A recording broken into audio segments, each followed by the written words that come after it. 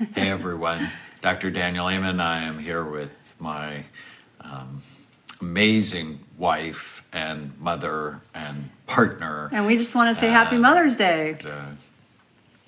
I'm just so blessed I'm blessed. during this pandemic to actually have to be inside with somebody I really like a lot.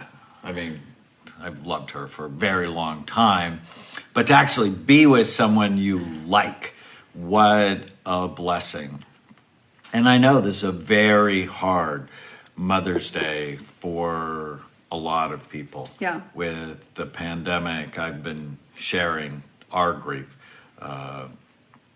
with you, but you know, without mothers, nothing happens. I mean, just nothing happens. And I wrote a book once called Unleash the Power of the Female Brain, which was really, you know, my gratitude to my wife, to my mother, to my 5 sisters, to my 3 daughters, 2 nieces, 2 granddaughters. I'm surrounded by women. Yeah, you just keep collecting. I do. But you are an amazing mother. Thank you. I love you. Thank you. And I'm grateful for you. And we know that this is a time, I mean, there's so many people who just, you know, they have great relationships with their mothers, and there are people who don't have great relationships with their mothers. And then whether you do or you don't, this is a time where a lot of people can't see their mothers either way. And so, you know, there's a lot of people struggling with that. And there's a lot of people going through grief. Most people are going through some type of grief this year. But a lot of people have, you know, had illness and death related to the pandemic. And we've certainly had that hit our own family. And so we want to just reach out to people. And just because it's a holiday doesn't mean that we want to be insensitive to the fact that everyone, you know, struggles in a different way. And one thing that I've always told people is, I know when I've posted on Mother's Day, a lot of times people will respond, well, you know, I don't have a mother, or I don't have a good relationship with my mother, or things like that. And one thing I've always said is then, you know, do you have a mother figure or a maternal figure who is important in your life that you can celebrate and appreciate? That's actually, you know, the first strategy to making this Mother's Day the best it can be, is reach out with appreciation to the women who've been mother figures to you. I mean, I'm so blessed, and you know, I've been sharing about my dad and, you know, some of the struggles I had with my dad. My mom was always a great mother, and she raised 7 of us, mostly with my dad being gone to work. And yeah, she's just a spectacular woman. Yeah, it's interesting. You so I didn't know that side of your dad, because when I met you, he was already in a different place in life, right? So, but I can relate to. So my maternal side of the family is also Lebanese, poor immigrants that came here, and so. But my mother got a lot of that grit that your dad has, and my mother was determined, much like your father, to pull us out of poverty. And being a single mother, she had run away from home at 16, and she was good, no matter what she would. The worst thing you can do is tell my mother no. The best thing you can do if you want her to do something is tell her no. And so I grew up with a mother who was that way, who was much like your dad, where she was gone, but she wasn't gone because she was irresponsible. She was gone because she was trying to work and pull us out of poverty, and she did that in spades. I mean, she's very successful.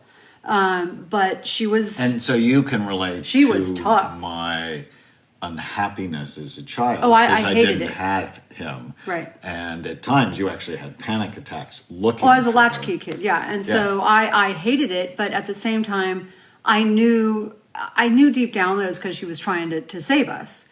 But that woman was not gonna take no for an answer, no matter what. And so I do relate to that parental figure. Well, and many people don't know, Tana is just finishing her memoir, which is coming out January 5th, right? Yeah. And it's called The Relentless Courage of a Scared Child. And her editor basically said the hero of the book is her mother. Yeah. Right? Yeah. Did you tell your She's mom very that? colorful. Yeah. She's tell a your very mom that? colorful character. Yes, she is.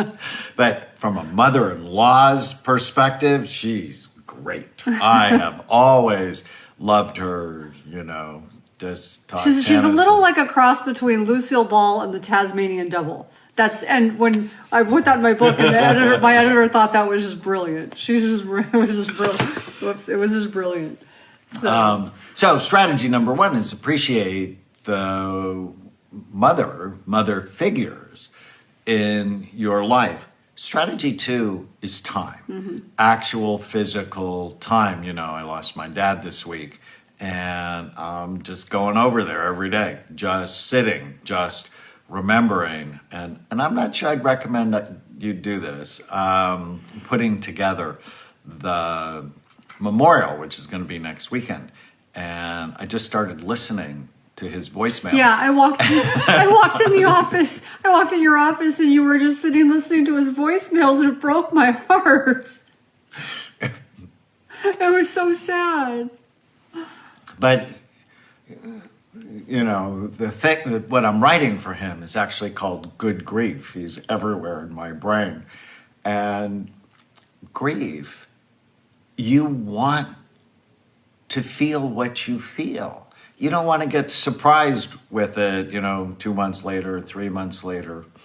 And so the fact that I've been able to save a lot of those voicemails is so special. And he was not very expressive. I think the first time he told me he loved me was 50. So he was not very expressive. I knew he loved me.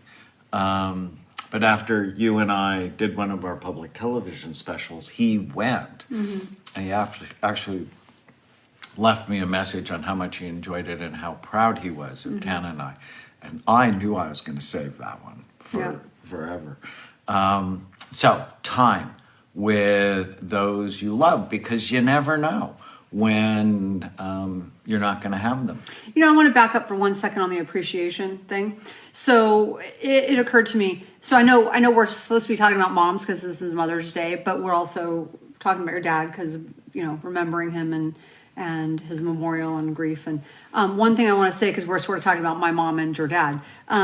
So having parents that, as we talk about some of you who have sort of strained relationships with your parents, I don't have a strained relationship with my mom any longer. When I was a child, it was hard to see her go. She was a very strong woman. I mean, she was a formidable force.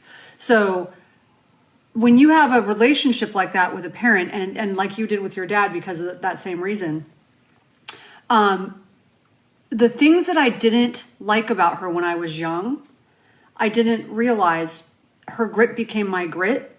They're the same things that I didn't even recognize that I adopted them. They became part of me. And you have a lot of your dad in you, I think, when you, even sometimes when you don't recognize it. So, the good, and I don't know about the good and the bad. I don't know if I want to label it that way, but you've got a lot of that in you. I do. So sometimes, it's good to embrace that and appreciate it, because it makes us who we are. And I know it's part of my own success, part of why I've been able to overcome things, is because I got that grit from my mom. Even the part that I didn't like was part of why I was able to overcome. So appreciation, time, grace. So important in a pandemic is for you to have grace with your mother and with the children, with your own children. So when it's Mother's Day for them and they're appreciating you 20 years from now, that they're still coming over. And when this pandemic started, I talked about it's stressful, it's hard, everybody gets a tantrum a week. So if you have a tantrum a week, nobody reacts. We just go, oh, I'm sorry you're having a hard day.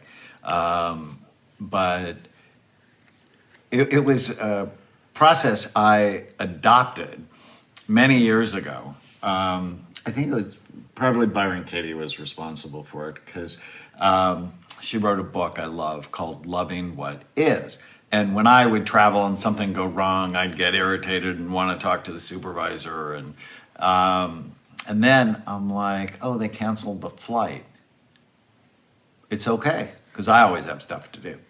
And I began to really live loving what is. You know, whatever happens, I'm going to be okay with it. I'll be able to manage it. In this moment, do you have everything you need? It's one of the things she said. And I'm like, virtually in every moment, even the moment my dad died, I had what I needed, which I had my mother, and I had you, and I had my wits, and I was able to sort of manage through that. That's a hard one for some people to grasp. You have to practice this for a while before you sometimes get that. But grace is so important, and forgiveness. Forgiveness is just critical. You know, if you just think, for me, my parents had me when they were babies, just about. Yeah. My mom was. My mom did too. Yeah. Yeah, young.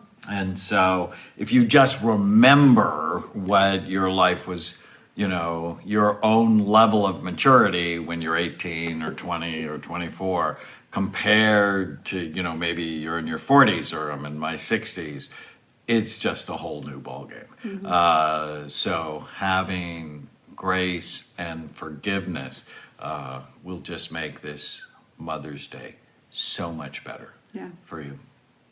I agree. Do you have anything else you want to talk about? One thing. So I know there are a number of moms out there. I've worked with some. I remember working with one at the Salvation Army who just hated herself, and she was a recovering addict, and she said, you know, I hate myself. I'm a terrible mom. And she had lost her kids, and we've worked with a number of people like that. And when we did some work with her and I was able to help her turn it around, I did the work with her, the 4 questions, and we turned it around. Here's the truth. Some people have done some things and maybe they feel really bad about themselves. And this time of year is that mirror. It's that reminder.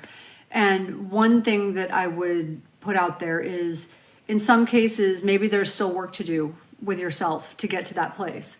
But there are moms who have voluntarily put their kids in better places. And I would challenge you and say that's actually an unselfish thing to do. Or if there are things that have happened that you're not proud of, maybe this is the time to look at it and go, okay, there's work for me to do.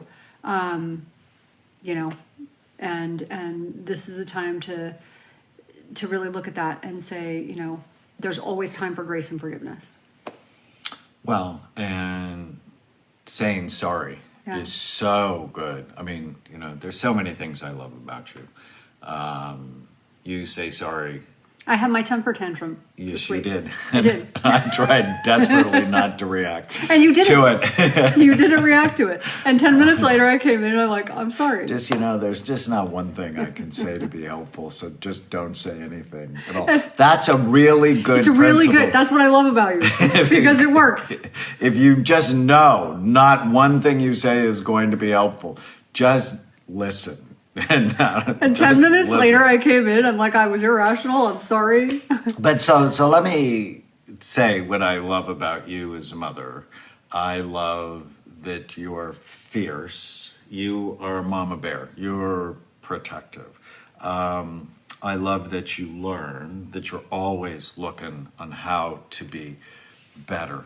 I love the time you gave Chloe, the direction, and now our 2 nieces are here and she's being their mother, and the consistent loving presence. And you know, part of me loves the pandemic because she's been cooking with all 3 of them on a consistent basis. We're just not so busy. You look at our lives before and it's like, okay, you're way too busy. We need to like slow this train down a little bit. I just love the care, the concern, Thank you. the time that, you know, I always talk about relating that you're responsible, you don't blame other people, you have empathy, you remember what these girls were like when you were their age, which is so important. You listen to them often, on and on. You're assertive. You don't let anybody bowl you over, which is really important for parents. Firm and kind. And you're both of those things. You spend a lot of time with them. You don't let automatic negative thoughts steal your mind. You're good at managing your mind. You notice what you like. You're a good mom. Thank you. And my mom was a good mom. Yeah. With 7 Those are tough kids, shoes to fill. As tiny as they are, they're tough to fill. You know, I mean, she tiny. didn't have a lot of time, and she picked up golf so that she didn't go to a psychiatric Right, hospital. that I understand, yeah. But she had 20 minutes, and you just always knew she's going to be there. She's just the most reliable, predictable person. Consistent, yeah. I could say, hey, I think I have 5 friends coming from Europe. And she's pretty much always Will happy. you make dinner for us? Yeah, she's pretty much always happy. Yeah, she's very special. So we're going to go see her. We hope you get to see your mom, even if it's virtual. And if you don't, who's been a mother figure for you that you can appreciate? And call them or FaceTime. Today. Have a great day. Happy Mother's Day. Bye-bye.